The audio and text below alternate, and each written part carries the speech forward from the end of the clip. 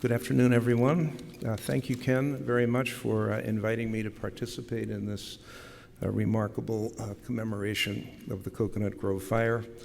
It's an honor and a privilege for me to be here today as a representative of the Shriners Hospital for Children, Boston. I am accompanied by our chairman of the board, Mr. Robert Baker, and by our administrator, Ms. Eileen Skinner. And we are all here to remember and commemorate those who either lost their lives or were permanently injured in this Coconut Grove fire. It is also an honor and a privilege to share and celebrate with you the amazing scientific, medical, surgical, public health, and mass casualty advances that resulted from this tragedy. Can we cue up my presentation here, please? Let me get this. Sorry, I'm a little unfamiliar with your computers. Doodad here, that's me. Sweetness. Great, you got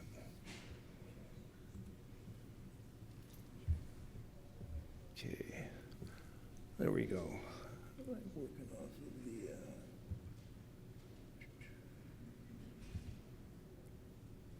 There we go. Okay.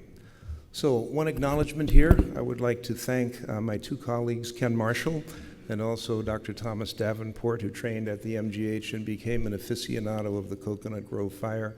Both of them have shared their ideas, observations, and some of their images with me, which will help me to briefly tell this story and its impact on the current and future areas of burn care.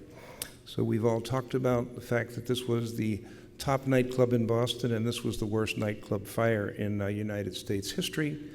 It ranks fifth in terms of mortality, in terms of single burn disasters. I don't know how the Titanic got in there, but there was fire on the ship as well at sea. We've listened to these numbers already. These are just for a reminder here. 300 patients arrived at Boston City Hospital. 168 were dead on arrival. 36 died within hours. They ended up with 96 living patients, and of those, 39 eventually died. So there was a mortality of 40% amongst that patient population. 114 patients were admitted to the Mass General Hospital, and 39 of those lived through the night. Of those 39 patients, 7 eventually died, but has already been mentioned by Dr. Burke. Pulmonary complications were very extensive during this fire, and they were quite a mystery to the treating physicians and surgeons at that time. We'll talk about that in a minute. Dr. Marshall has already mentioned the major advances as an aftermath of all of this, and the experts have already spoken from the fire and from the police departments. But just to list them, it's pretty impressive. Improved building code regulations, greatly increased public education and awareness, improved mass casualty planning, increased focus on burn-related science and treatment. Everybody got interested in this, and also the war was going on at that time, and fire was a major threat to the soldiers in the battlefield area. So the entire medical and surgical community got much more focused on burn care than they had been before. It also resulted through public safety in a greatly reduced incidence of major burn injuries in the United States and in the developed world. And this decreased mortality and morbidity from burn injuries overall. That's just what was referred to a moment ago. We don't know how much of an impact it has had, but in the burn business we do, because we can see how much less the incidence of major burns has become. We've already gone over with the experts the resulting changes in the building codes, so I won't renew that again. One interesting thing about all of these pictures to me is how it represents the chaos of the initial response to the injury. And you can see that in these pictures, all of the people who were in the area and those who came to help are doing their best to help, but there's a significant less presence than we see today in first responders, not only being there in large numbers, but also organizing the chaos. There's always going to be chaos, but I think we're much better at evacuation and crowd control now than we were at that time. This is an interesting statement. Between 1942 and 1952, there was a 50% mortality rate in children with burns covering 50% of their body surface area. That's important because otherwise they are 100% healthy. They're children. They're not elderly, obese diabetics with cardiac conditions. These are very healthy children.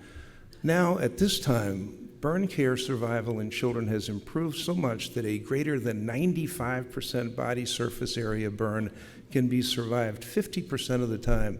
At our own Shriners Hospital here in Boston, we almost never have a child die unless they come 2 weeks or longer from a third world country. It's quite an incredible change.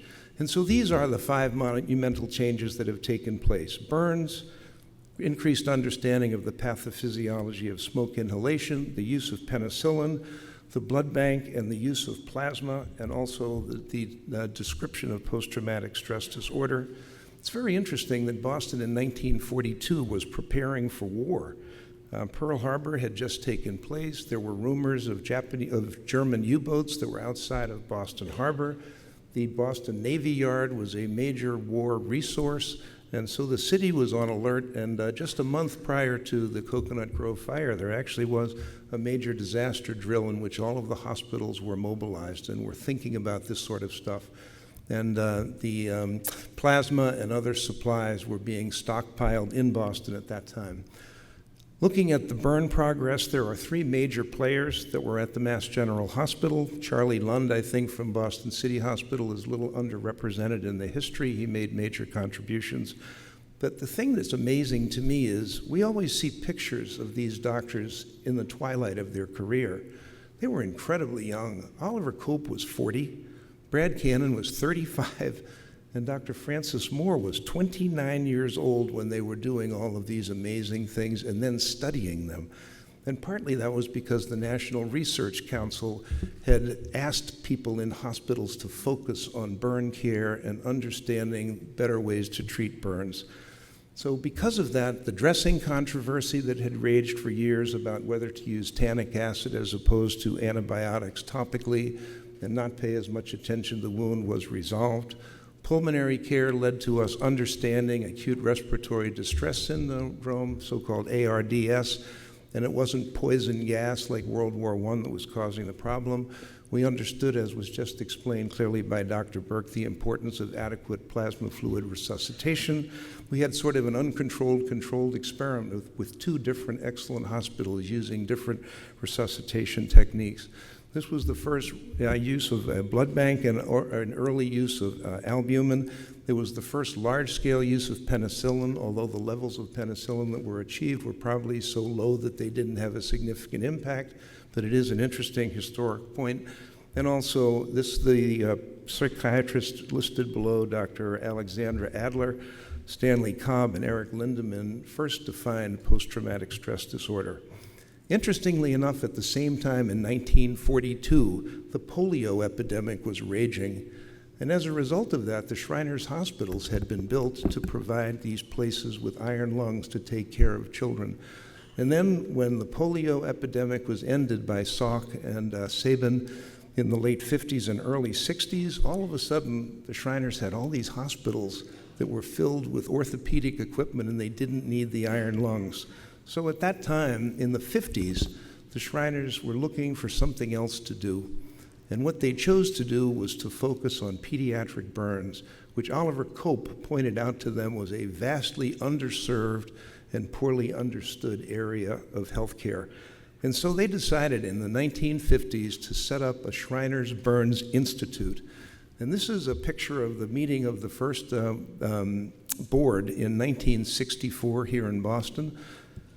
And the first hospital opened with Peter Burke's father as the chief of staff, Dr. John Burke. Interestingly enough, he by the way, he volunteered to join the military the day after Pearl Harbor, and he was an Army Air Force fighter pilot in Europe, I think, at the end of that war. But at any rate, he was a student of Oliver Cope and a surgical scientist like Dr. Francis Moore, and so he pursued the science that they had started. They created the first functional skin bank in 1971, and in 1981, Dr. Burke worked with Dr. Yanas to create the first artificial organ that worked, and that would be artificial skin, an amazing scientific advance. And so, from the ashes of this Coconut Grove fire, I'll use the same image here of Phoenix, has risen in the care of burn patients. And as the stats showed, patients such as this boy from the Dominican Republic now routinely survive 50% body surface area burns and can be restored to a near normal condition using the innumerable advances that were initiated by this tragic accident. And thank you very much for your attention.